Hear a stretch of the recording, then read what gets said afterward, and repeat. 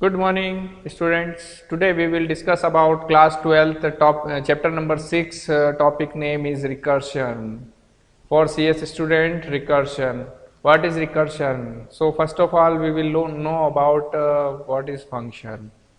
Function सबसे पहले हमें समझना पड़ेगा फंक्शन क्या होता है। तो एक स्पेशल टाइप के का कोड होता है जिसे हम लोग प्री डिफाइन करते हैं और प्रोग्राम में उसे फिर बाद में बार बार अपने नेम से उसे यूज़ करते हैं। यानी एक बार हम उसकी डेफिनेशन दे देते हैं और सेकेंड टाइम जो है वो ऑटोमेटिक जहाँ पर भी आप उसका नाम लिखेंगे वो अपना काम परफॉर्म करने लग जाएगा। अब उसी से जुड़ा हुआ है रिकर्शन। तो पाइथन में जहाँ पर हम लोग फंक्शन डिफाइन करते थे डेफ कीवर्ड से, अब रिकर्शन क्या होता है वही चीज़ हम उससे जुड़ी हुई है। रिकर्शन को देखते हैं क्या होता है। यहाँ पर देखेंगे रिकर्शन एक ऐसा प्रोग्रामिंग टेक्निक है which a function call itself either directly और इनडायरेक्टली। रिकर्शन जो है उसमें एक ऐसी प्रोग्रामिंग टेक्निक है जिसमें आप फंक्शन को कॉल करेंगे, फंक्शन अपने आप को खुद कॉल करेगा, ठीक है, इटसेल्फ डायरेक्टली और इनडायरेक्टली। इसके पहले क्या होता था कि जैसे हम लोग फंक्शन कॉल करते थे तो कॉल करने के पहले हम लोग उसको डिफाइन करते थे। डिफाइन करने के बाद जहाँ जहाँ भी आप उसको मेन प्रोग्राम में कॉल करेंगे वहाँ वहाँ वो अपना जो भी टास्क है, जो भी आपने उसकी डेफिनेशन दे रखी है उसके अकॉर्डिंग वो काम करेगा। लेकिन यहाँ पर क्या हो रहा है कि दो फंक्शन बने हुए हैं। तो एक फंक्शन क्या है, एक दूसरे फंक्शन को बुला रहा है, कॉल करता है, और दूसरा फंक्शन पहले को कॉल करता है। तो यहाँ पर दिस इज कॉल्ड रिकर्शन। यानी और कई बार फंक्शन जो होता है वो खुद अपने आप को ही कॉल करता है अपनी डेफिनेशन के अंदर। यानी जब आप फंक्शन को डिफाइन कर रहे हैं तो उसके अंदर ही वो अपने आप को ही कॉल करेगा। So this is called recursion.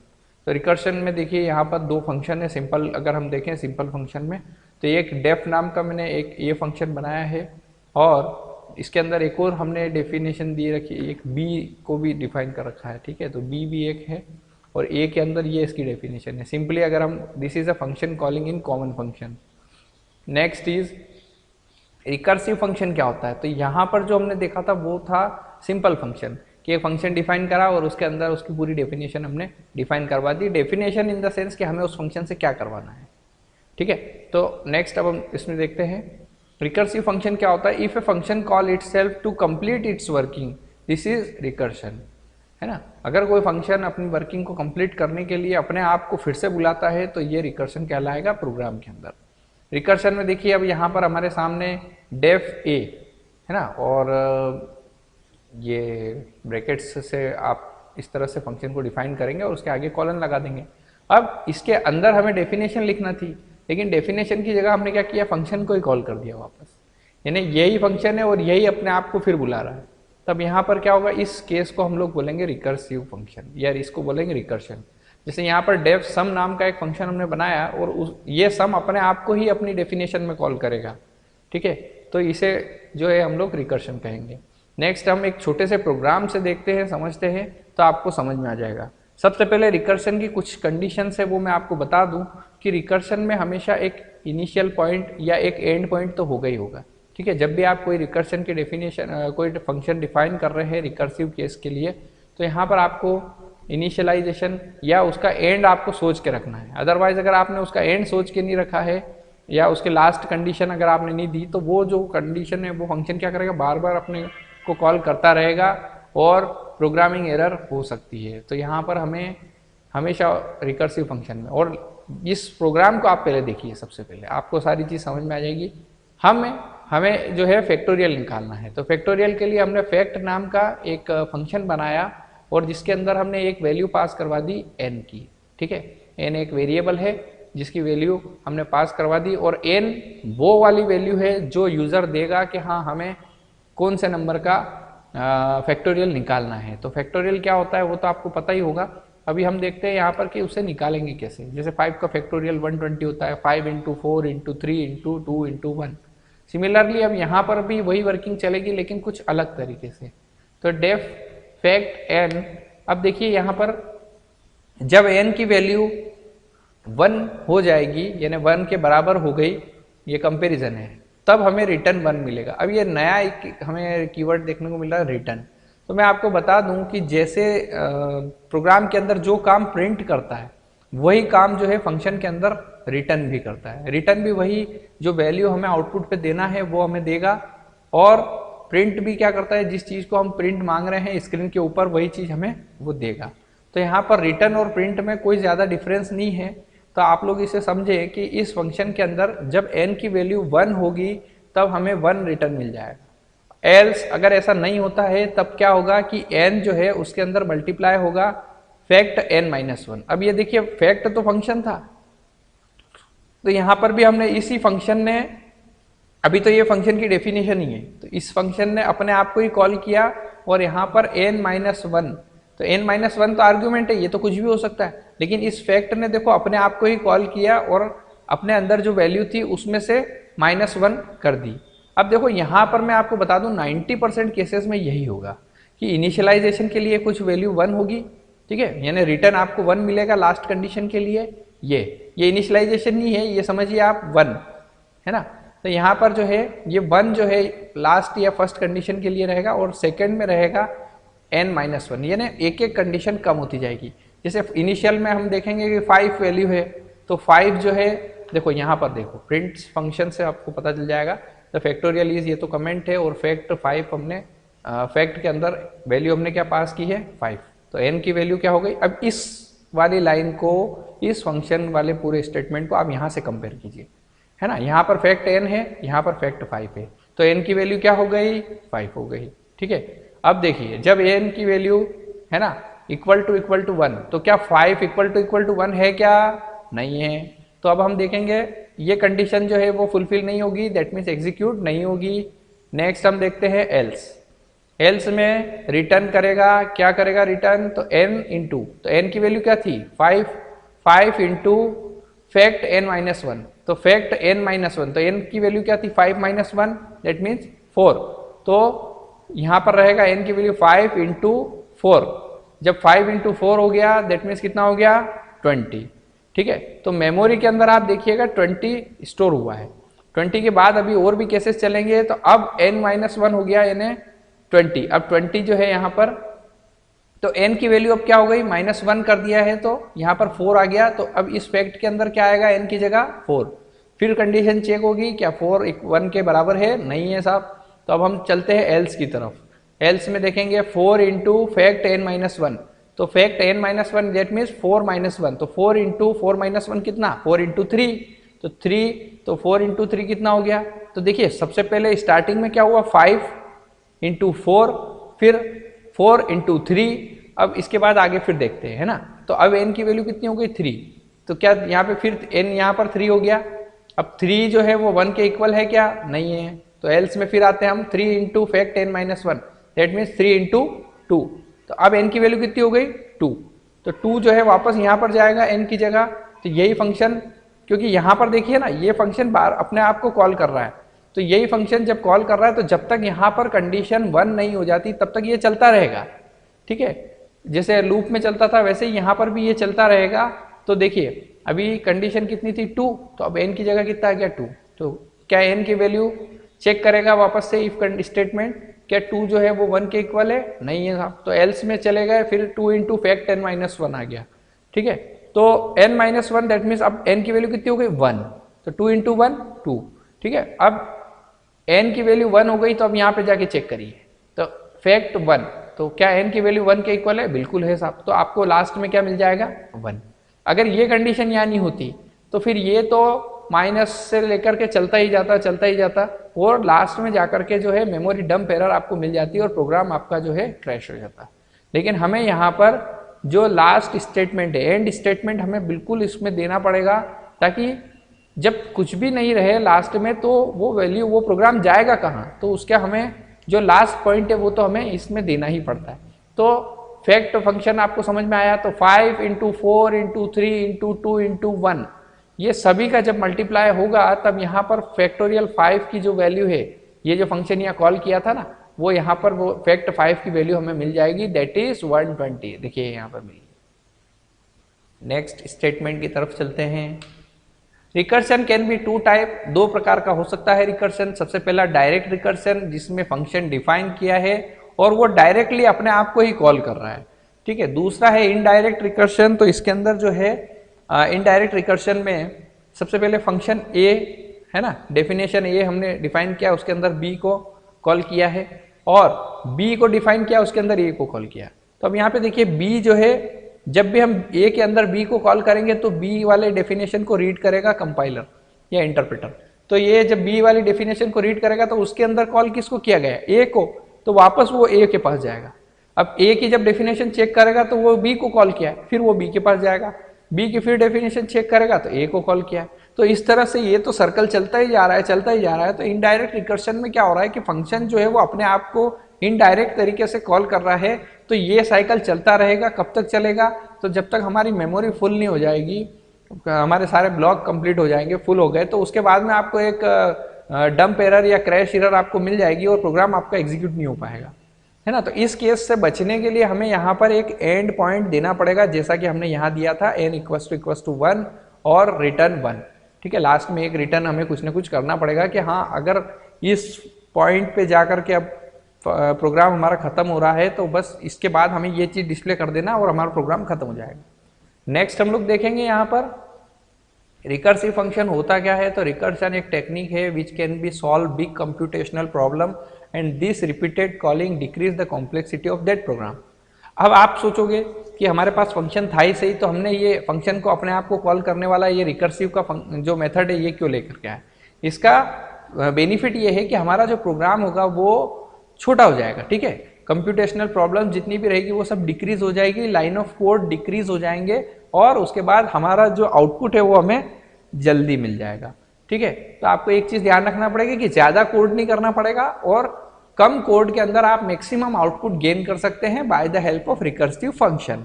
Recursive function के फिर दो पार्ट है, वन और मोर बेस केस और दूसरा है स्टेप्स। तो बेस केस क्या होता है, तो देखिए ये यहाँ पर आपको बता देता हूं मैं, ये रिटर्न 1 n = 1 और रिटर्न 1, तो ये बेस केस है ना, कि जब सारे कंडीशन खत्म हो जाएगी तो वो बेस केस के ऊपर मूव करेगा। सबसे पहले आपको कोई भी फंक्शन अगर डिफाइन करते हैं तो सबसे पहले उसकी एंड कंडीशन दैट मीन उसका बेस केस जो है आपको डिफाइन करना पड़ेगा और उसके बाद में फिर स्टेप्स, रिकर्सिव स्टेप्स जो है वो हमेशा लेस होती जाएगी और अगर आपको बढ़ाना है तो बिल्कुल बढ़ेगी भी, सही है ना। वो आपके बेस केस के ऊपर डिपेंड करेगा। जैसे सपोज यहाँ पर मैंने वैल्यू 1 दी है, अगर सपोज यहाँ वैल्यू में 10 देता हूँ तो यहाँ पर n+1 हो जाएगा। ठीक है, तो वो जब तक जो है 10 नहीं होगा तब तक वो फंक्शन चलता रहेगा। नेक्स्ट हम लोग देखते हैं recursive code should be understand where to stop recursion. वही बात आ गई वापस से, मैं कहना चाह रहा था कि स्टॉप कंडीशन आपको देना होगी कि फंक्शन को कहाँ जाकर के स्टॉप करना है। Next, otherwise another loop will be continue and will show an error. Otherwise ये लूप चलता ही रहेगा और आपका जो प्रोग्राम है वो एक एरर आपको शो कर देगा। तो इसलिए आपको ब्रेक स्टेटमेंट या यहाँ पर कंडीशन की स्टॉप कंडीशन आपको देना पड़ेगी कि रिकर्शन कहाँ स्टॉप करना है। नेक्स्ट हम लोग देखेंगे रिकर्सिव फंक्शन में यहाँ पर एक सिंपल सा प्रोग्राम है। If you see the loop carefully you will come to know that it will be infinite loop. समझेंगे बात को यहाँ पर कि जो हमारी डेफिनेशन है फंक्शन 1 हमने डिफाइन किया, उसके अंदर हमने क्या लिखा है, हेलो फंक्शन 2। ठीक है, और उसके बाद में हमने फंक्शन 2 को कॉल कर दिया। तो अब जब फंक्शन 2 को इंटरप्रेटर रीड करेगा तो वो कहाँ जाएगा, सीधा यहाँ पर इसकी डेफिनेशन में, इसकी डेफिनेशन को रीड करेगा और वो देखेगा कि इस फंक्शन 2 से ये करवाना क्या चाह रहे थे। तो फंक्शन 2 के अंदर डेफिनेशन क्या थी कि यस फंक्शन 1, ये हमने प्रिंट करवा दिया। अब फिर फंक्शन 2 जो है ना, यहाँ पर फंक्शन 2 की वैल्यू और उसके बाद में फंक्शन 1। तो यहाँ पर एक चीज़ समझिए आप, ये फंक्शन 2 और ये फंक्शन 1, तो इसको आप देखेंगे यहाँ पर फंक्शन 2 नहीं आएगा, यहाँ पर 1 आएगा, क्योंकि फंक्शन 2 तो हमने डेफिनेशन दे दी। अब इसके अंदर फंक्शन 1 को डाल देते हैं। तो जब ये चीज़ चलेगी, प्रोग्राम में रन होगी, तब यहाँ पर ये येस फंक्शन 1, फिर येस फंक्शन 1। अब ये फंक्शन 1 जो है इस डेफिनेशन से बाहर हमने कॉल किया है, तो यही चीज़ बार बार रिपीट हो रही है। अदरवाइज अब ये चीज़ चलती रहेगी, कब तक चलेगी, जब तक ये रीडिंग चलती रहेगी। तो अब रीडिंग चलेगी क्योंकि हमने यहाँ पर बेस केस जो स्टॉप रिकर्सिव वाले केस है वो तो दिया ही नहीं है ना, कब स्टॉप हो वो चीज़ तो दी ही नहीं। तो ये चलता रहेगा और हमें इस टाइप की एरर मिलेगी, recursion error, maximum recursion depth exceeded. ठीक है, तो ये हमें नहीं करना है। हमें रिकर्शन का अगर आपको यूज़ करना है तो आपको जो है उसके अंदर एक स्टॉप कंडीशन आपको देना पड़ेगी। तीसरी बात यह है कि रिकर्सिव का प्रोग्राम आता है क्लास 12 के अंदर। वेरी इंपॉर्टेंट टॉपिक है रिकर्शन, तो आपको इसे बहुत ध्यान से समझना होगा और इसकी बार बार प्रैक्टिस करनी पड़ेगी। इसके एरर फाइंडिंग प्रोग्राम भी मिलेंगे आपको, जिसके अंदर जैसे कुछ प्रोग्राम्स ऐसे मिलेंगे जिसमें बेस केस दिया ही नहीं, स्टॉप कंडीशन दी ही नहीं और बोला कि इसमें कोड फाइंड करो या एरर फाइंड करो। तो एरर फाइंडिंग में आपको ये पता लगाना पड़ेगा कि हाँ यहाँ पर बेस कंडीशन नहीं है, ये आपको उसको बताना पड़ेगा। अगर ऐसा नहीं करेंगे तो यहाँ पर जो है आपके मार्क्स जो है कट जाएंगे और आपको जो है रिकर्शन वाला जो एक बहुत इजी टॉपिक है वो आपके हाथ से चला जाएगा। तो इसके लिए समझने के लिए क्या होगा, हमें मैक्सिमम इसके कम से कम आपको 20 प्रोग्राम्स तो रन करना ही है। नेक्स्ट देखते हैं, रिकर्सिव फंक्शन में करेक्ट और sensible recursive code fulfil the requirement. एक करेक्ट रिकर्सिव फंक्शन की क्या रिक्वायरमेंट हो सकती है, तो पहला है कि it required a case which contain recursive calling. This base case should be reachable to given parameter और argument. It can be term stopping case which is essential to have. जैसा कि इसके पहले फैक्टोरियल वाले में मैंने रिटर्न 1 वाली जो कंडीशन आपको बताई थी वो उसकी स्टॉप केस था। Recursive case in which function call itself. External या प्रैक्टिकल एग्जाम में भी आपसे ये पूछा जा सकता है कि जो रिकर्सिव केस होते हैं या रिकर्सन फंक्शन क्या होता है, तो वो अपने आप को ही कॉल करता है। रिकर्सिव फंक्शन की हम बात करें एक प्रोग्राम के थ्रू, अब हम समझने की कोशिश करेंगे कि सम ऑफ n नंबर हमें करना है। सिंपल प्रोग्राम की मदद से हम लोग बहुत इजीली कर सकते थे, और अब यहाँ पर देखते हैं रिकर्शन की मदद से कैसे हम करेंगे। सबसे पहले सम ऑफ n नाम का एक हमने फंक्शन बनाया डेफ कीवर्ड की मदद से, और इसके अंदर एक आर्गुमेंट पास करवा दिया नम, यानी जो भी वैल्यूज आएगी जिसका भी हमें सम निकालना है वो सारी वैल्यू यहाँ आती जाएगी, और फिर हम जो भी इसके अंदर डेफिनेशन देंगे वो सारी चीज़ें यहाँ पर प्रिंट होगी। तो अब देखेंगे यहाँ पर print in this pass num is, तो ये नम जो है इसको प्रिंट करवा लिया, सिंपल, कोई दिक्कत नहीं। अब ये देखिए यहाँ पर स्टॉप केस दिया है कि अगर नम जो है वो 1 के इक्वल हो गया तो लास्ट में हमें 1 मिल जाए, और this is the base case. Now the next is else. Base case define होने के बाद तो हमारी आधी टेंशन खत्म। इसके बाद में हम लोग देखेंगे एल्स में return num plus sum of n num minus 1, है ना। जो नम है वो वाला नंबर, नम मतलब नंबर, तो जो नंबर है वो स्टार्टिंग वाला, और उसके बाद में नंबर में से एक माइनस हो जाए। ये रिकर्सिव केस है। रिकर्शन में क्या होता है कि ये उल्टा स्टेप बाय स्टेप रिपीट होता है, ठीक है, रिवर्स कंडीशन पे आता है। तो रिकर्सिव का मतलब ये कि रिकर्स हो रहा है, दैट मीन्स वो रिवर्स हो रहा है अपने इनिशियल पोजीशन से, या अपने जो करंट पोजीशन है उससे वो रिवर्स होकर के लास्ट में 1 या 0 तक आकर के स्टॉप हो जाएगा। तो यहाँ पर हम देखेंगे नम और सम ऑफ n नम माइनस 1, ठीक। अब हम प्रोग्राम, मेन प्रोग्राम, तो ये तो हमारी डेफिनेशन थी, इसे आप प्रोग्राम ना समझें, अभी तो सिर्फ हमारा फंक्शन डिफाइन हुआ है, अब कॉलिंग तो अब बाकी है।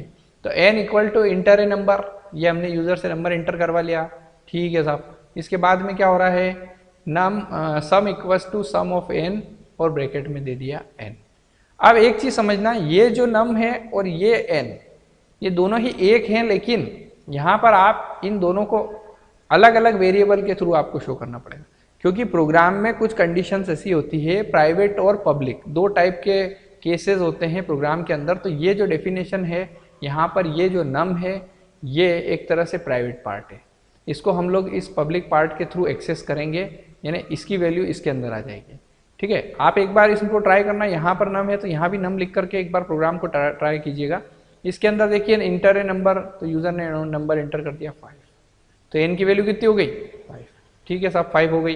अब sum equals to sum of n, अब सम ऑफ n फंक्शन को हमने कॉल किया, यहाँ पर n है जो कि 5 था, अब यहाँ भी आपका 5 हो गया। 5 होने के बाद में हमने क्या किया, print the sum of n numbers, और फिर यहाँ पर हमने सम करवा दिया, ठीक है। सम ऑफ n नंबर स्टेटमेंट और सम की वैल्यू प्रिंट करवा दी, ठीक है। ये जो भी वैल्यू यहाँ होगी यहाँ, तो यहाँ पर हमने क्या किया, इस प्रोग्राम को कॉल किया, ठीक है, फंक्शन को कॉल कर दिया। अब हम समझते हैं यहाँ पर, अब आप देखिएगा यहाँ पर, इसको ध्यान से समझिएगा। इंटर ए नंबर 5, तो 5 जो है वो n में स्टोर हो गया, n की वैल्यू हो गई 5, सम ऑफ n को हमने कॉल किया है, तो इंटरप्रेटर क्या करेगा, यहाँ पर इस सम ऑफ n पे आएगा, फिर यहाँ पर देखेगा ये नम है, तो यहाँ पर ये पैरामीटर हो गया नम, एक वेरिएबल, यहाँ पर भी एक पैरामीटर था n, तो ये क्या होगा, इसकी जो वैल्यू होगी वो यहाँ जाएगी। तो अब यहाँ पर सम ऑफ n में क्या होगा, नम की वैल्यू हो जाएगी 5 होने के बाद में आगे चलते हैं, तो 5 यहाँ पर प्रिंट होगा, ठीक है ना। इन दिस पास नम इज नम, तो नम की वैल्यू 5 है, देखो ये 5 हो गया, प्रिंट हो गया। पहली लाइन को ही देखेंगे ध्यान से, देखिए ये। इसके बाद में कंडीशन चेक होगी, क्या नम की वैल्यू 1 है, तो रिटर्न में हमें 1 मिल जाना चाहिए, तो क्या 1 है, नहीं है, क्योंकि हमारी तो वैल्यू 5 है। अब else return num plus sum of n num minus 1, तो नम प्लस, यानी नम कितना था 5 और प्लस लगा देंगे उसमें से, और 5 माइनस 1 कितना हो गया 4।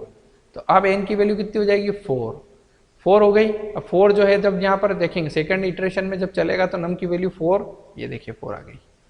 इसके बाद में 3, ये देखिए 3 आ गई, फिर 2, फिर 1। अब इस तरह से ये 2 और 1 तक तो हो गया, ठीक है। यहाँ पर हमने यहाँ देखा, लेकिन ये यहाँ पर 5 के अंदर प्लस भी तो होते जा रहे थे, 5 फिर +4 +3 +2 +1। जब इनको हम प्लस करेंगे लास्ट में टोटल, तो अब जैसे लास्ट वाली वैल्यू क्या आ गई 1, तो ये बिल्कुल 1 है, तो लास्ट में हमें रिटर्न मिलेगा 1। तो इन सबको जब मेमोरी में जुड़ेगा और लास्ट में जब हम प्रिंट करेंगे तो सम की वैल्यू हमें 15 मिल जाएगी। बेस केस और रिकर्सिव केस आपको समझ में आया। इस प्रोग्राम को लिखने के बाद, रन होने के बाद में इसके अंदर आप थोड़े से इम्प्लीमेंटेशन करके देखिए, है ना। जैसा कि एक इम्प्लीमेंटेशन मैंने आपको बताया कि यहाँ पर ये जो वैल्यू और ये वैल्यू सेम कर दें तो क्या होगा। इस टाइप के जो भी आउटपुट आपको मिलते हैं उसमें आप हम मेरे से कमेंट सेक्शन में डिस्कस कीजिए। इसके बाद नेक्स्ट आता है रिकर्सिव फंक्शन, कैसे काम कर रहा है। तो वही अभी मैंने आपको बताया 5 + सम ऑफ n 4, फिर 5 बाहर निकल गया, फिर 4 हो गई अब n की वैल्यू, ठीक है। 4 के बाद में फिर अब ये n-1 3 हो गया, अब 4 भी बाहर आ गया, अब 3 रह गया, 3 भी बाहर आ जाएगा अगली स्टेप में, अब 2 रह गया, 2 भी बाहर आ गया अगली स्टेप में, फिर 1 हो गया। तो यहाँ पर देखिए 5 4 3 2 1 को प्लस करेंगे तो हमें डायरेक्टली मिल जाएगा 15। तो देखिए 5 4 3 2 1, ये देखिए डिक्रीजिंग ऑर्डर में आपके सामने आ रहा है मेमोरी के अंदर। तो इसका मतलब ये है कि लास्ट में रिकर्सन का मतलब मैंने आपको पहले ही बताया कि जो वो रिवर्स कंडीशन पे आता है, ठीक है। जो भी फर्स्ट वैल्यू है उसके बाद वो रिवर्स कंडीशन पे आता है। नेक्स्ट देखेंगे रिकर्सिव फंक्शन काम कैसे कर रहा है। तो इस प्रकार के एग्जीक्यूशन में computer set a stack which is known as function stack, ठीक है। यहाँ पर स्टैक क्या होता है कि स्टैक में 1 बाय 1 डाटा जो होता है ओवरराइड होता है, ठीक है, एक के ऊपर एक। जैसे सीडी का बॉक्स होता है ना, उसमें लास्ट इन फर्स्ट आउट, जो लास्ट में आता है वो सबसे पहले निकलता है, फिर उसके बाद। तो इस कंडीशन को हम लोग क्या बोलते हैं स्टैक। तो स्टैक में यहाँ पर प्रोग्राम में भी जो वैल्यूज़ होती है वो स्टैक के फॉर्म में चलती है। इसके बाद this function is a stack of frames, at every call of function new parameter value get pushed to stack, the top of stack always contain parameter value of last call. जो last बार जो भी call हुआ था उस value को वो first value में इनिशियलाइज में उसको सेट कर देता है। When base case evaluate true, जब बेस केस सही हो जाता है तो उस केस में हमारा जो स्टैक जो होता है वो पॉप आउट होता है 1 बाय 1, एक के बाद एक निकलता जाता है, और लास्ट में कैलकुलेशन होने के बाद वैल्यू रिटर्न होती है। अब रिकर्सिव फंक्शन का एक छोटा सा प्रोग्राम एग्जाम में आपको मिल सकता है। Right a programme print string backward, किसी भी स्ट्रिंग को बैकवर्ड हमें प्रिंट करवाना है। जैसे यहाँ पर लिखा है संजीव, तो संजीव से विजन्स उल्टा आ गया, ठीक है, VEEJANS, ये यहाँ पर प्रिंट होगा। कैसे होगा, तो सबसे पहले बैक प्रिंट नाम का एक फंक्शन बना दिया। पहली तो स्ट्रिंग हो गई और दूसरा उसका नंबर हो गया, ठीक है। स्ट्रिंग के केस में हम जब भी स्ट्रिंग का केस लगाते हैं तो उस केस में इंडेक्सिंग के थ्रू ही हम लोग रिपीट उसको रिवर्स करेंगे। तो स्ट्रिंग जो है हमारी संजीव हो जाएगी, और n जो हो गया वो उसके नंबर ऑफ लेटर्स जो चलेंगे उसके ऊपर चलेगा। अब बेस केस हमने दे दिया यहाँ पर कि जब n की वैल्यू 0 से बड़ी है तो प्रिंट होगा आपका स्ट्रिंग ऑफ n, यानी स्ट्रिंग में 0 पोजीशन 1 पोजीशन वो जो चीज़ है वो प्रिंट होगी, और एंड का मतलब होगा वो नेक्स्ट लाइन पे चला जाएगा। फिर देखिए यहाँ पर, तो देखेंगे फर्स्ट में संजीव, तो संजीव जो है वो यहाँ पर स्ट्रिंग के अंदर स्टोर होगा, ठीक है। ये देखिए इंटर अ स्ट्रिंग s, तो s की वैल्यू हो गई संजीव, तो बैक प्रिंट में कौन प्रिंट होगा s। अब s comma length of s -1, length function क्या करेगा, पहले स्ट्रिंग की लेंथ निकालेगा, उसमें से एक कम होता जाएगा, और एक कम होने के बाद यानी ये जो एक कम हो रहा है तो लेंथ s -1, तो पहले इसकी लेंथ देख लें 1 2 3 4 5 6 7 है।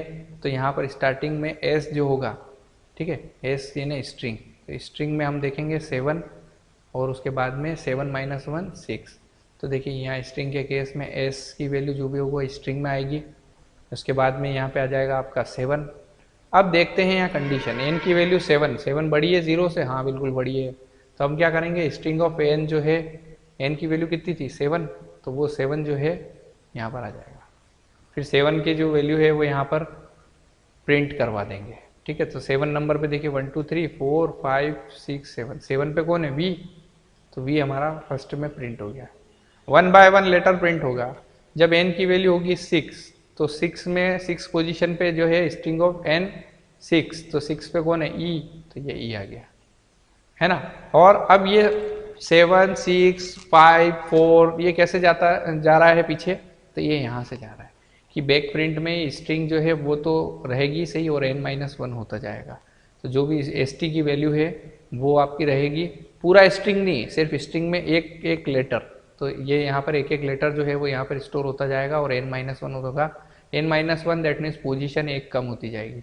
तो फर्स्ट में पोजीशन कितनी थी 7, यहाँ आने के बाद 7 के बाद जब 7 की जो 7 पे जो लेटर था v वो प्रिंट हो गया। अब जो लेटर था v से एक कम, है ना, v यहाँ पर रहेगा और n-1 यानी 6 हो जाएगा। तो यहाँ पर जब आएंगे हम लोग तो v और 6, है ना, तो यहाँ पर अब प्रिंट में जब जाएंगे, जब 6 यहाँ कंपेयर होगा, फिर यहाँ पे देखेंगे st की वैल्यू, st में 6 पोजीशन पे कौन है, तो 6 पोजीशन पे है e, तो हमारे भाई साहब e प्रिंट हो जाएंगे यहाँ पर। सिमिलरली यही कंडीशन यहाँ चलेगी, तो ये यहाँ पर जो है n-1 जो है ये रिकर्सिव केस है और ये यहाँ पर ये रहा बेस केस आपका। 0 कंडीशन जब लास्ट में आएगी तो 0 पे कौन सा वेरिएबल इस कैरेक्टर है, ये s रहेगा, s लास्ट में आपको मिल जाएगा। प्रोग्राम को बिल्कुल परफॉर्म करके देखिएगा आप। Next, right a program to calculate powers a की पावर n यूजिंग रिकर्शन। देखते हैं कैसे। एक पावर नाम का फंक्शन बनाया, 2 वेरिएबल हमने रख दिए उसके अंदर a और b, है ना। b को हमने बेस केस बना दिया है, तो जब b की वैल्यू 0 के इक्वल हो जाएगी तो लास्ट में हमें रिटर्न 1 मिल जाएगा। एल्स अगर ऐसा नहीं होता है तो रिटर्न में हम a इंटू a की पावर और उसमें a की पावर a कॉमा b-1 रहेगा। अब देखते हैं इसको कैसे। सबसे पहले 2 वैल्यू इनपुट करवा लो, x और n, दोनों ही आपको पॉजिटिव रखना है। रिजल्ट स्टोर करवा लेंगे पावर x n, x की जगह a की जगह x हो जाएगा, b की जगह n हो जाएगा, ठीक है। इसके बाद में प्रिंट करवा देंगे हम रिजल्ट, ये करवाया। अब इसको समझते हैं। फर्स्ट वैल्यू है 3, यानी x की वैल्यू हो गई 3 और n की वैल्यू हो गई 4। अब इसको प्रोग्राम में करके देखते हैं। यहाँ पे आ जाएगा 3 और यहाँ हो जाएगा 4, n की वैल्यू हो गई 4, x की वैल्यू हो गई 3। यहाँ पर देखेंगे तो x की जगह कौन है a, तो a की वैल्यू कितनी हो जाएगी 3 और b की वैल्यू 4। अब देखेंगे यहाँ पर जब कंडीशन चलेगी तो क्या 4 0 के इक्वल है, नहीं है साहब, तो एल्स कंडीशन में आ जाएंगे। तो a की वैल्यू कितनी थी 3 इंटू पावर, है ना, power of a comma b-1। Power function फिर से हमने कॉल किया यहाँ पर, और b की जो वैल्यू थी दैट मीन्स 4, तो 4-1 3 हो जाएगा। तो a की पावर कितनी हो जाएगी, फर्स्ट कंडीशन में a की पावर 3 हो जाएगी, और b जो है यहाँ पर होगा 4-3 यानी 3। फिर वही कंडीशन यहाँ पे आएगी, फिर कंपेयर होगा, फिर अब a की पावर कितनी है 3 है ही सही, है ना। a की पावर a की वैल्यू 3 थी, अब 3 की पावर कितना हो जाएगा, है ना, अब पावर a b-1, तो b की वैल्यू कितनी थी 3 थी, 3-1 यानी 2, तो अब a की पावर जो है 3, फिर उसके बाद में 2, फिर 1, इस तरह से जब चलता जाएगा तो ये कितनी बार चलेगा, 4 टाइम चलेगा। 4 टाइम चलने के बाद में हमारी जो वैल्यू आएगी वो आएगी आपकी 81, यानी a कितना था 3 की पावर 4 कितना है, 3 3 जा 9, 3 जा 27, 3 जा 81, ठीक है। तो ये कंडीशन यहाँ पर फुलफिल हो रही है। यहाँ पर आपको बिल्कुल घबराने की ज़रूरत नहीं है, एक बार इसको b-1 को यहाँ पर से b लिख के देखिएगा, आपको प्रोग्राम के आउटपुट से समझ में आ जाएगा कि ये जो लाइन है ये क्या करने वाली है, ठीक है। देखिए सिंपल सी बात है, a जो है वो तो मेरा नंबर है ही, ठीक है, लेकिन उसकी पावर्स जो है वो मुझे करना है ना। तो स्टार्टिंग में पावर कितनी है 4, अब 4 के बाद में यहाँ पर चेक होती जाएगी 4, तो a की पावर पहले 4 होगा, फिर 3, फिर 2, फिर 1, इस टाइप से सारे वैल्यूज जो है मेमोरी में कैलकुलेट होगी और उसके बाद में आपको यहाँ रिजल्ट डिस्प्ले होगा, ठीक है। नेक्स्ट प्रोग्राम देखते हैं। फिबोनाची सीरीज प्रिंट करना है हमें, तो फिबोनाची सीरीज क्या होती है, देखिए यहाँ पर ये आउटपुट 0 1 है ना, 0 1 और फिर नेक्स्ट में 1, तो ये देखिए 0 + 1 1, 1 + 1 2, 2 + 1 3, 3 + 2 5, 5 + 3 8, 8 + 5 13, 13 प्लस 8 21, 21 प्लस 13 34। इस टाइप से ये जो सीरीज चलती है इसको बोलते हैं फिबोनाची सीरीज, और इसकी रेंज हम डिफाइन करेंगे 10, और उसके बाद में ये चीज़ें प्रिंट होना चालू होगी। कैसे होगी देखते हैं। यहाँ पर फिबो नाम का फंक्शन बना दिया है, उसके बाद में आप देखेंगे फिबो नाम के फंक्शन में आपका n जो है, n की वैल्यू कितनी हो गई 10। देखिए अब की बार हमने यहाँ पे लूप लगाया है। लूप क्यों लगाया है? ताकि 10, 9, 8, 7, 6, 5, 4, 3, 2, 1 ये सारी कंडीशन जो है वो चलती जाए और 1 बाय 1 हर एक चीज़ को प्लस करते जाएंगे। तो अभी सबसे पहले n की वैल्यू हो गई आपकी इंटर द रेंज, तो ये 10, यूज़र ने 10 इंटर कर दिया तो n की वैल्यू कितनी हो गई 10। अब वो रीड करेगा फॉर i इन रेंज। अब देखिए रेंज फंक्शन जो है वो 1 से स्टार्ट होगा और ये 10 प्लस 1 यानी इतना हो जाएगा 11, लेकिन रेंज फंक्शन जो है वो एक कम चलता है तो यहाँ पर हो जाएगा 10। तो 1 से लेकर 10 तक आपका i की वैल्यू चलेगी, तो स्टार्टिंग में i की वैल्यू कितनी होगी 1। जब i की वैल्यू 1 होगी तो फिबो ऑफ i में फिबो फंक्शन को हमने कॉल किया और i जो है यहाँ पर आ जाएगा। तो i की वैल्यू फर्स्ट कितनी थी 1, तो देखेंगे यहाँ पर 1, तो 1 जो है यहाँ पर देखिए अब i की जगह 1 है, तो यहाँ पर इस फिबो फंक्शन को जब हमने कॉल किया तो ये जो i है ये यहाँ पर n की जगह i की वैल्यू आ जाएगी। तो i की वैल्यू कितनी थी 1 स्टार्टिंग में, तो चेक करेगा कि क्या 1 जो है वो 1 के इक्वल है, हाँ है, तो रिटर्न में 0, तो बिल्कुल आपको 0 मिल गया है। ठीक है, फर्स्ट जो नंबर था 0 आपको मिला। अगेन फिर जब i की वैल्यू 2 होगी, ठीक है, तो यहाँ पर n की जगह हो जाएगा 2। ये 2 क्यों होगी? क्योंकि n प्लस 1 है ना, तो 1 से लेकर 10 तक चलेगा, तो 1 के बाद 2, तो जब 2 होगी i की वैल्यू तो 2 इसके इक्वल है, नहीं है साहब। सेकंड कंडीशन में क्या 2 2 के इक्वल है, हाँ है, तो फिर आपको अगेन रिटर्न 1 मिलेगा, ये रहा रिटर्न 1। फिर अगेन चलेंगे i की वैल्यू कितनी है 3, तो 3 में देखेंगे 3 इसके 1 के बराबर है, नहीं है, 2 के बराबर है, नहीं है, तो यहाँ पर आ जाएगा 3, तो fibo of n minus 1 plus fibo of n minus 2, ये फार्मूला है फिबोनाची सीरीज का। ठीक है, तो यहाँ पर 3 माइनस 1 कितना हो जाएगा 2, है ना, 3 माइनस 1 2 और plus fibo of n minus 2 यानी 3 माइनस 2 1, तो यहाँ पर हो जाएगा 2 प्लस 1। तो 2 जब कॉल होगा तो यहाँ पर देखिए 2 वाली कंडीशन पे यहाँ पर 1 रिटर्न हो रहा है और यहाँ पर उसके अंदर प्लस कौन हो रहा है 3 माइनस 2 यानी 1, तो ये 1 वाला कंडीशन एग्जीक्यूट होगा। तो ये 2 प्लस 1 कितना हो जाएगा 3, ये 3 हो गया सिंपली। फिर वैसे ही 3 हो गया n की वैल्यू। अब उसके बाद में फिर 5, 8, 13, 21, 34 इस तरह से इस प्रोग्राम में चलती जाएगी और लास्ट में जो बेस केस आ जाएगा तब हमें यहाँ पर ये सीरीज जो है, जब ये यहाँ पर देखिए 10 की वैल्यू आ जाएगी, 10 आ जाएगा, जब रेंज फंक्शन 10 तक चला जाएगा उसके बाद में ये लूप खत्म हो जाएगा और ये वैल्यूज मिलना बंद हो जाएगी। प्रोग्राम आपको समझ में आ गया होगा। नेक्स्ट देखते हैं रिकर्शन वर्सेस इटरेशन।